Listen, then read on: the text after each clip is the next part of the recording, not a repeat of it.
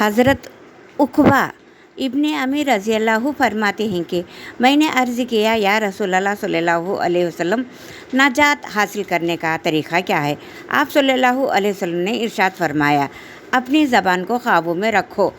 اپنے گھر میں رہو، فضول باہر نہ پھرو اور اپنے گناہوں پر رویا کرو۔ ترمذی۔ اپنی زبان کو قابو میں رکھنے کا مطلب یہ ہے کہ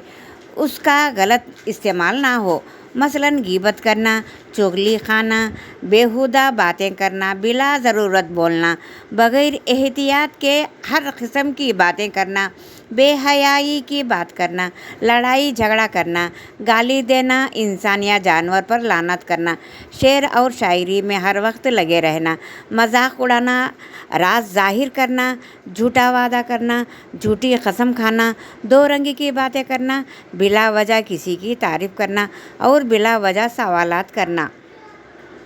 یہ ہے کہ بے ضرورت باتیں نہ کرنا اور فضول مشغلہ سے بچنا کمال ایمان کی نشانی ہے اور آدمی کے اسلام کی رونق اور زینت ہے۔